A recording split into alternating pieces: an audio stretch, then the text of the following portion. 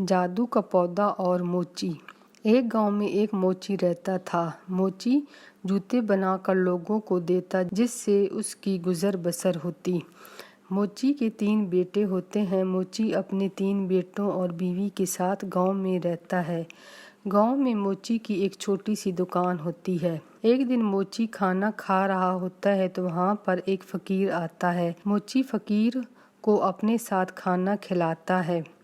فقیر کے جوتے نہیں ہوتے تو موچی کہتا ہے کہ اس دکان سے جو تمہیں پسند ہو وہ جوتے لے لو۔ دکان میں ایک جوتوں کا جوڑا فقیر کو پسند آ جاتا ہے۔ موچی فقیر کو وہ جوتے دے دیتا ہے۔ فقیر وہاں سے چلا جاتا ہے۔ پھر کچھ دنوں کے بعد فقیر وہاں آتا ہے اور اس کے ہاتھ میں ایک پودا ہوتا ہے۔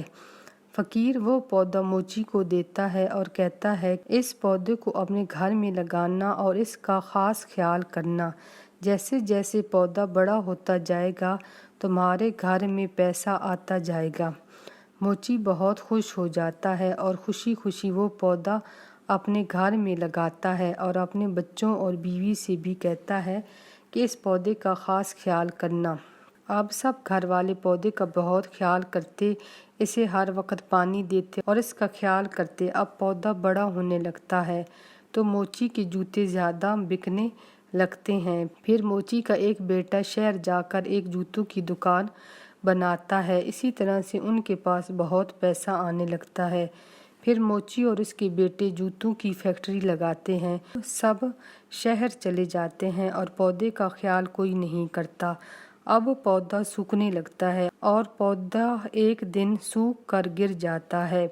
اس دن موچی کی فیکٹری میں آگ لگ جاتی ہے اور ساری فیکٹری ختم ہو جاتی ہے۔ اب موچی اور اس کے بیٹے غریب ہو جاتے ہیں اور پھر جب گاؤں واپس آتے ہیں تو دیکھتے ہیں کہ پودا تو ختم ہو گیا ہے تو ان کو فقیر کی بات یاد آتی ہے جو کہ وہ پیسہ دیکھ کر بھول جاتے ہیں۔ اب سب پچھتاتے ہیں ہم نے پودے کا خیال کیوں نہیں کیا، کاش ہم پودے کا خیال کرتے تو آج ہمارے ساتھ یہ نہ ہوتا۔